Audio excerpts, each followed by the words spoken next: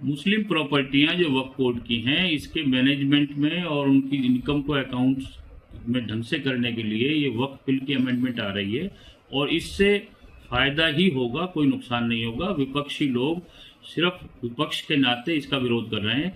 हरियाणा वक्फ board ने इसी तरह काम कर रहा है जिस तरह वक्फ बिल में अमेंडमेंट है और यहाँ ट्रांसपेरेंसी से काम हो रहा है। आइंदा पूरे देश में ट्रांसपेरेंसी से काम होगा, मुसलमानों को फायदा होगा।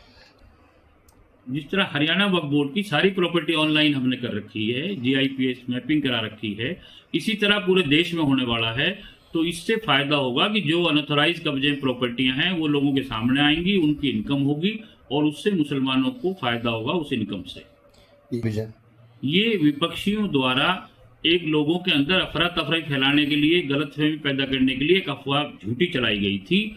वक्फ बोर्ड को खत्म करने का या वक्फ बोर्ड या मुसलमानों को नुकसान पहुंचाने का केंद्र सरकार का कोई भी नियत नहीं थी। वो सामने आ चुकी है कि सबके लिए काम करने की बात है। वक्फ बोर्ड मुसलमानों के फायदे की चीज है, मुसलमानों के लिए है।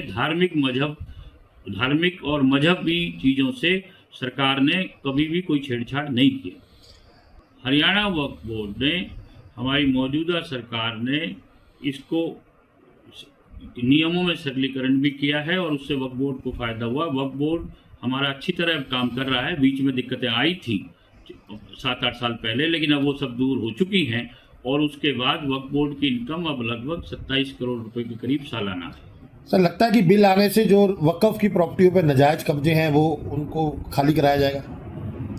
वक्फ के जब पूरे देश के अंदर चीजें ऑनलाइन होंगी और जब चीजों का पता लगेगा तो जाहिर सी बात है, और वही लोग ज्यादा शोर मचा रहे हैं जिन लोगों ने वक्फी प्रॉपर्टियों पे कब्जा कर रखा है।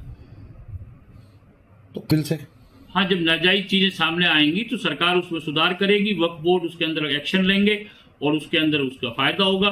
और आज जो विपक्षी लोग हैं, खासतौर पे हरियाणा में जो कांग्रेसी जो शोर मचा रहे हैं, इन्होंने तो वक्फी प्रॉपर्टियों के ऊपर भूमाफियाओं का कब्जा किया है। उसका उदाहरण है 2013 में अंसल के पास 2.5 एकड़ जमीन गुड़गांव के 23 सेक्टर में थी। वो अंसल को इन्होंने कब्जा करवा दिया, एक चलती हुई ईदगाह के ऊपर बुलडोजर फिरवा दिया। और उस टाइम कांग्रेस के विधायक, ये जो आज मौजूदा विधायक हैं, आफ्ताब अहमद, मोहम्मद इलियास और इसराइल जो विधायक हैं, इनके पिताजी मरहूम चोई जलेब खां, ये भी हमारे साथ गए थे हुड्डा साहब के पास मुसलमानों के साथ। लेकिन जब भी कांग्रेस सरकार ने, हुड्डा साहब ने उस जमीन को नहीं दिया, भूमाफियाओं को दे दिया।